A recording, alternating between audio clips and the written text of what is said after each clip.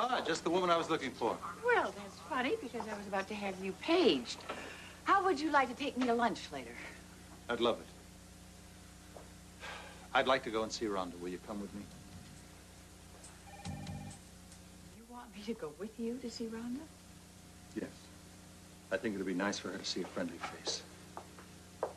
Monica, she's battered and bruised. She hardly poses a threat. I think a little bit of charity is in order here. Don't you agree? You're absolutely right. Just give me a minute, okay? Take all the time you need. How are you feeling, Rhonda? A whole lot better. I must look kind of a mess, though. I wasn't expecting any company. You look amazingly well under the circumstances. Certainly does, and I like what I see here even better. This is excellent progress. How you doing, Karen? I'm okay. Dr. Quartermain, I just, my mom just told me about the money. And I just don't know what to say. Listen, we both think that you need a break. I hope you're not going to refuse us again. No. You both are so wonderful. I can't thank you enough. Well, he is the one that you should thank.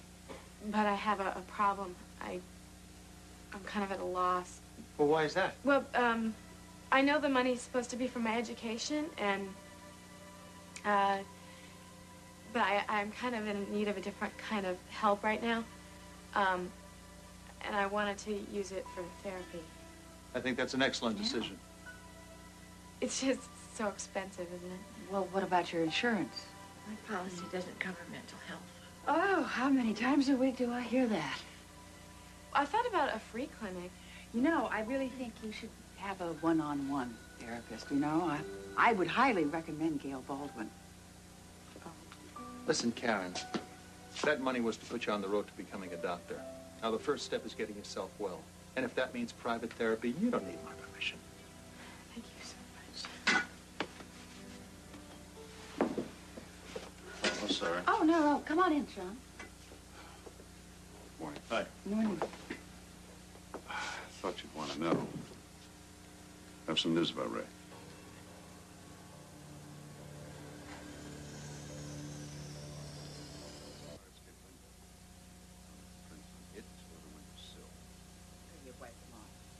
Maybe. What was he wearing that night? I don't remember why. Because along with traces of blood on the windowsill, we also found some buffalo fibers. Black. I'm pretty sure it wasn't black. What else did you find? No tire tracks from his truck in the alley. We figured he parked it there to avoid being seen going into the apartment, which shows premeditation on his part. But he went in there determined to commit violence.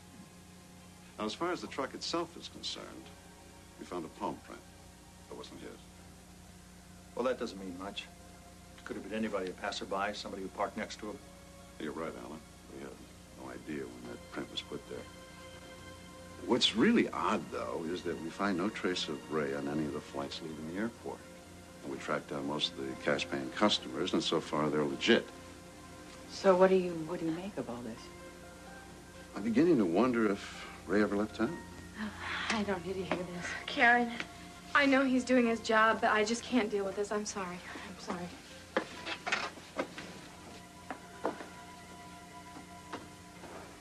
I deserve to be on this earth.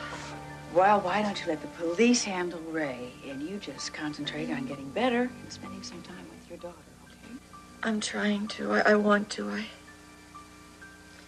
Would you mind terribly if we had a couple minutes alone, Alan? Certainly. We'll see you again.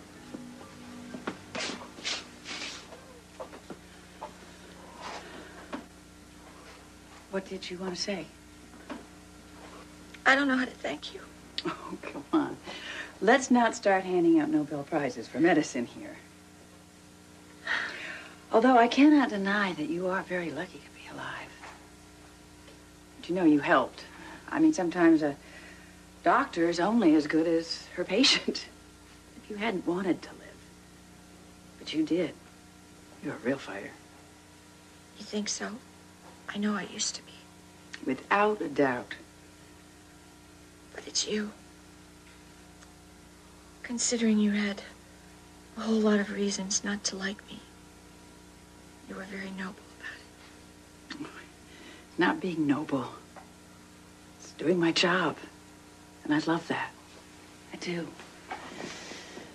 There are times where it's not easy to know that someone's life depends on you. It can be a blessing, a big responsibility. Something happened in that operating room. It really changed my perspective of things. But you actually held my heart in your hands. That's not a miracle. I don't know what is. It makes you believe that any problem is solvable, don't you think? See you later.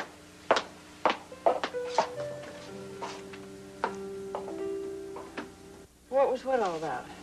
Rhonda, why did she want to see you alone? I'm her surgeon. She doesn't need a reason. What was so important that I had to leave the room? Male ego is so predictable. Hard as this may be, Ellen, it wasn't about you. Okay, then what was it about? I'm just curious. It was confidential. Just woman to woman. Pretty frightening, huh? I hate interrupting your meal. No. We're finished. What's on your mind? Alan, I'd like to ask you a few questions about Ray Conway. Of course, please sit down. Oh, thank you. As you know, I've been investigating his disappearance, and over the past few days, I've gathered that you and Rhonda Wexler are fairly good friends. Yes, we have been. Can you tell me about her relationship with Ray? Not very much. They dated a few years ago, and then I think that they lost touch after he left town. You know why he left town? I assume it was work-related. You know when he came back here to Port Charles?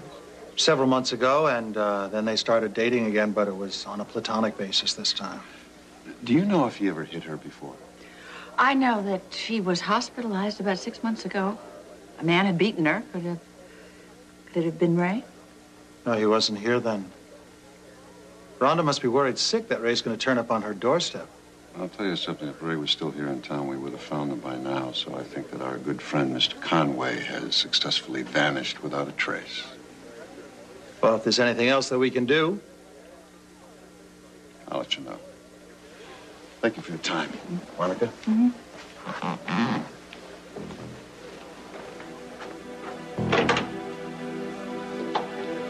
What are you staring at?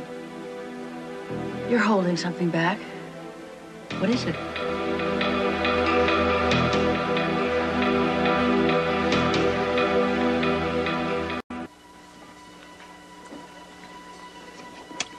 Would you explain something for me, please? Why would Sean assume that you know anything about Ray? Because of my connection with Rhonda, I suppose. Which brings up something else. I'm not real thrilled with the fact that your friendship is now a matter of public record. Monica, you're exaggerating. The police are only asking questions in the course of an investigation. They're not disseminating information. Are you jealous of him? Of Ray? Well, of his friendship with Rhonda. Nothing could be further from the truth. And why would you be pumping Sean about whether or not he's in town? I mean, were you planning some sort of retaliation? No. Good. Because I will not go one more round on this thing with you and Rhonda. Not one. You have nothing to worry about, Monica. Absolutely nothing.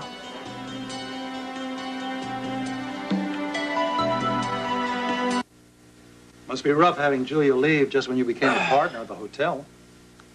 I can take care of myself. I know you can. Just want you to know you can have me for moral support insofar as Ned is concerned. Thanks. Good morning, Alan. Hey, Jay. Reginald let me in. I hope I'm not interrupting. No, Sean, it's good to see you. Dad and I were just catching up. I have a question on the Ray Conway investigation. Oh, how's it going? Slowly. Slowly. Our forensics report didn't turn up as much as we hoped for, but the phone company tells us on the night that Rhonda was attacked, someone from this house called the apartment approximately at the time that Ray was supposed to be there. Either one of you know who it was? Could have been Jason calling Karen. It could have been me. I phoned Rhonda before I went over to the testimonial dinner. Why? Well, Jason had told me, you know, about Karen, how Ray Conway had abused her. And, of course, I was horrified, and I wanted to know if there was anything I could do to help. I see. Actually, I phoned twice. The first time, somebody picked up the phone, and then they hung up. And the second time, it just kept ringing. And didn't you find that to be strange? Yes, a little bit. But not strange enough to follow up on? Well, I knew I was going to see Karen later at the dinner, so I figured I would speak to her then. Right, right. Actually, I'm really sorry that I didn't check up on Rhonda, but, you know, it's hindsight. I was late for the dinner, and I had an errand to do. Oh, I get it. I will. I'm expecting a call from the hospital. Hello, Quartermains. Alan, hi, it's Rhonda. How are you? Oh, I'm glad to be home. But the strangest thing happened. Do you have a minute? Sure. Well, I was asleep just now on the couch, and I had this dream about the night that Ray beat me up. It was awful. It was like going through it all over again. But I heard your voice. I heard you talking just like you were in the room with me. Wishful thinking, I guess, huh? Well, I would just take that as a sign that you have nothing to worry about. You sound so positive. That's because I am. Look, can I get back to you on this later? I have somebody here with me. Oh, sure, go ahead. Yeah, I'll be in touch. Sorry, there was a patient with a problem over at the hospital. No, that's okay. So, where were we? Jason tells me this guy, Ray, he isn't too big on brains. How's he managed to give the whole police force the slip? Since our APB didn't turn up anything, we figured he's holed up somewhere, and you're right. I don't think Ray is smart enough not to leave any clues. You know, it doesn't take a genius to go underground. No, but it does take a certain amount of pre-planning, and Ray was operating on the spur of the moment, so the odds are against him. All you need is a healthy instinct for survival. Really? Now, tell me, Alan, if you were Ray, what would you have done? I would have made it look like I'd gone to the airport and then probably go to a bus terminal and change buses a lot, maybe hitchhike, get across the country, set up in a small town. A stranger in a small town? Nah, that's too obvious.